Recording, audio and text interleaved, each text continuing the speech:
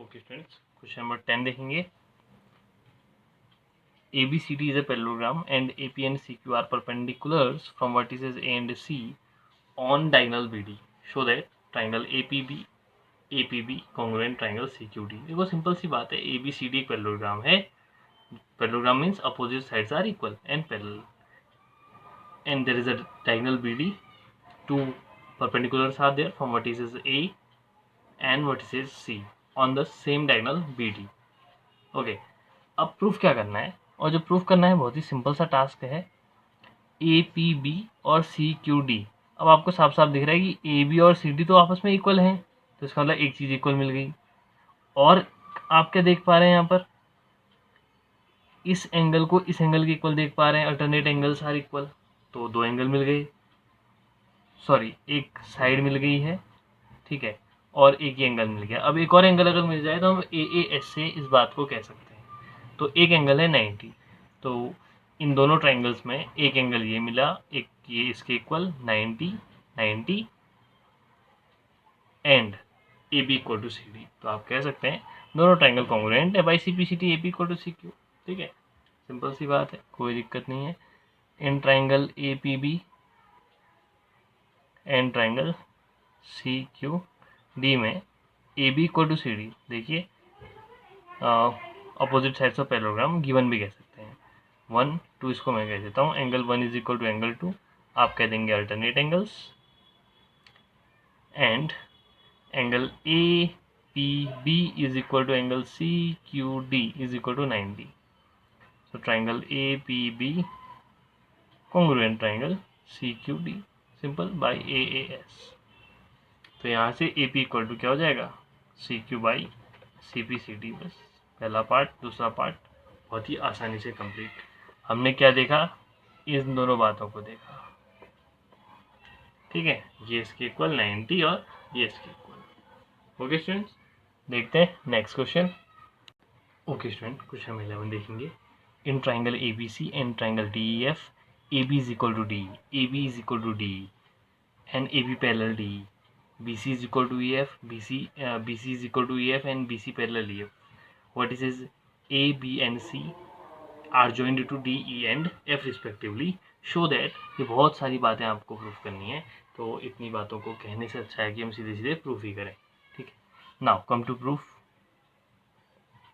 सबसे पहले given information को लेके हुए चल रहे हैं. सबसे पहली बात मैंने लिखी, AB is equal to DE है. ठीक है, अच्छी बात है. AB पैरेलल DE है, ये भी बहुत अच्छी बात है. AB इक्वल टू DE है, AB पैरेलल DE है. ऑब्वियस है डियर, ABED क्या होगा, एक पैरेललोग्राम होगा. क्यों, opposite sides are parallel and equal. एक पेयर आपको पैरेलल भी मिल गया, इक्वल भी मिल गया, तो पैरेललोग्राम हो गया. हमने कहा भी था इस बात को कि या तो दोनों पेयर अब पैरेलल मिल जाएं, या फिर एक पेयर पैरेलल और इक्वल भी मिल जाए, तो वो पैरेललोग्राम बन जाएगा. और पहला पार्ट यही था, ABED इज अ पैरेललोग्राम. लो भाई, पहला पार्ट प्रूफ हो गया. Come to second part. इस वाली इन्फॉर्मेशन को लेके हुए चलेंगे. तो BC equal to EF and BC parallel to EF.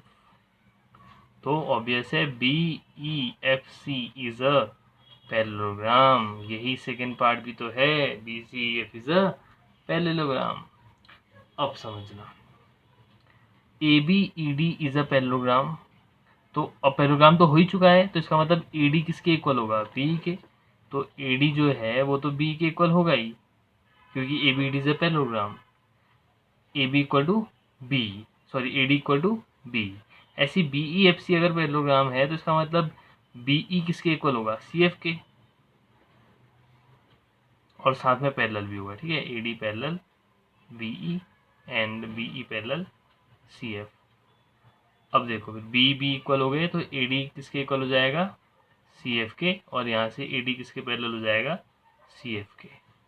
और यही बात हमको अगली बार प्रूफ करनी है कि AD इक्वल टू CF है, AD इक्वल टू CF है, AD पैरेलल CF है, तो ADFC इज अ पैरेललोग्राम, या फिर ACFD इज अ पैरेललोग्राम.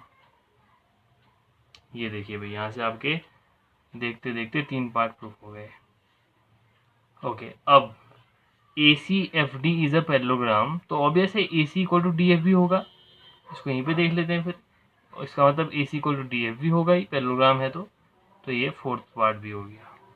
अब आते हैं इस ट्राइंगल ए बी सी और ट्राइंगल डी ई एफ को कॉन्ग्रुएंट करने पे। अब देखो ए बी डी के इक्वल है, बी सी ई एफ के इक्वल है, अभी अभी ए सी डी एफ के इक्वल आया, तो by S S S both triangles are congruent. तो triangle A B C and triangle D E F में सभी साइड करस्पॉन्डिंग आपस में इक्वल हो चुकी हैं, तो हमको कोई टेंशन वाली बात अब है नहीं। ए C equal to D F, तो दोनों ट्राइंगल कॉन्ग्रुएंट हो गए बाई एस एस एस। बस खत्म हो गई बात। ठीक है, सिंपल सा क्वेश्चन है, बस पार्ट्स ज़्यादा हैं इसमें प्रूफ करना, otherwise it is simple. Okay, next question देखेंगे।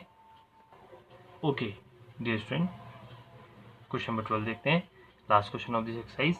ABCD is a trapezium in which AB parallel CD and AD equal to BC।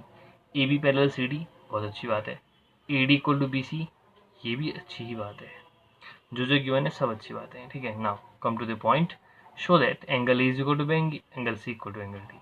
देखो पहले दो ही बातें करता हूँ, फिर बाकी ये दो बची बातें बाद में करेंगे। A को B के इक्वल दिखाना है एंगल, D को C के इक्वल दिखाना है। एक हिंट इसने बुक में ही देता है वैसे, ठीक है, कि एक लाइन ड्रॉ करो, कहता है AD के पैरेलल, और यहाँ इसको मिला दो। अब AD के पैरेलल ड्रॉ करी थी, ठीक है, जो इसको करना कंस्ट्रक्शन दिखाना कि C पैरेलल ड्रॉ किया, ठीक है, किसके, AD के, तो AD पैरेलल C हो चुका है by construction. AB already DC के पैरेलल था, तो ऑब्वियस है AE भी किसके पैरेलल होगा, CD के ही पैरेलल होगा। तो अगर AE CD के पैरेलल है, AE CD के पैरेलल है और AD CE के पैरेलल है, तो हम कह सकते हैं कि AECD इज अ पैरेललोग्राम। बस यहाँ तक की बात जब हुई, अब बात आगे बढ़ाते हैं। Angle 1, angle 2, angle 3, angle 4, angle 5 और एंगल 6। इसको नहीं लिख रहा हूँ क्योंकि इसकी खास ज़रूरत शायद नहीं पड़ेगी। ठीक है, अब आप समझिए AECD इज अ पैरेललोग्राम। और यहाँ पर कोई एक बात और, AD किसके इक्वल है, BC के। AD किसके इक्वल है, BC के। बट अगर AECD एक पैरेललोग्राम है तो AD तो C के भी इक्वल होगा, तो इसका मतलब है कि BC किसके इक्वल हो जाएगा, CE के। और जैसे ही BC को आपने C के इक्वल दिखाया, एंगल 3 और एंगल 4 आपस में हो जाने वाले हैं इक्वल। क्यों, angles opposite to equal sides are equal. अब एंगल 3 और 4 इक्वल हो गए। अब बात बढ़ाते हैं आगे, अब समझना,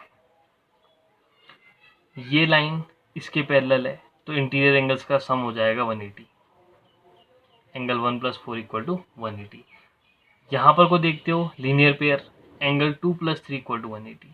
दोनों के 180 180 इक्वल हैं dear. Angle 1 + angle 4 = angle 2 + angle 3 हो जाएगा, और एंगल 3 तो एंगल 4 के ही इक्वल है, तो एंगल 1 आ जाएगा एंगल 2 के इक्वल। यही बात हमको पहली प्रूफ करनी थी, एंगल A = एंगल B या फिर एंगल 1 = एंगल 2। अब बढ़ते हैं आगे, ठीक है, यहीं पर देख लेते हैं, अब अदरवाइज फिगर का प्रॉब्लम होगा फिर। अब बात करते हैं एंगल C = एंगल D की। ठीक है, एंगल C = एंगल D, ये पैरेलल है, तो एंगल्स का सम एंगल 2 + एंगल 6 = क्या होगा, 180। ऐसी एंगल 1 + 5 = भी क्या होगा, 180। और एंगल 2 + एंगल 6 = एंगल 1 + 5 हो जाएगा। फिर RHS दोनों के इक्वल, तो LHS भी इक्वल। और अभी अभी एंगल 1 की जगह एंगल 2 लेके आए थे, तो एंगल 2 की जगह 1 रख देते हैं, प्लस एंगल 6 = एंगल 1 + एंगल 5, दोनों कैंसिल, एंगल 6 = एंगल 5। यही दूसरी बात भी प्रूफ करनी थी, एंगल C = एंगल 5, यानी कि angle C = angle D, angle 5 = angle 6। ये लो, बहुत ही थोड़ा स्पीड ज़्यादा है आज, तो एक एंगल 6 = एंगल 5, आप वीडियो को स्लो करके देख सकते हैं। एंगल 6 = एंगल 5 आ गया, एंगल 1 = एंगल 2 आ गया, दोनों पार्ट प्रूव हो चुके हैं। अब ABC और BAD है कहाँ भाई, ढूंढते हैं। ABC ट्रायंगल नहीं बन रहा, इसको मिलाओ। अब ABC अब बना, ABC अब बना, और BAD अब बना ट्रायंगल। अब ये दोनों ट्रायंगल हैं, इन दोनों ट्रायंगल को समझो। अब मैं आपको यहाँ पर को सिर्फ हिंट देता हूँ कि पहला काम होते ही बाई CPCT दूसरा काम हो जाने वाला है, फोर्थ काम। ठीक है, अब इन दोनों को कैसे कॉन्ग्रुएंट करोगे, साफ साफ दिख रहा है AB AB दोनों में आ रहा है, तो triangle A B C and triangle B A D में आप देख पा रहे हैं A B equal to A B क्या है, कॉमन है दोनों में। और अभी अभी एंगल ए बी डी में ये वाला एंगल, एंगल 1 किसके इक्वल, ए बी सी में इस एंगल 2 के इक्वल, अभी अभी प्रूव किया था। और A D equal to B C already है। और आप देखें तो इन दोनों के बीच के ही एंगल हैं, ये इन दोनों के बीच के ही एंगल हैं।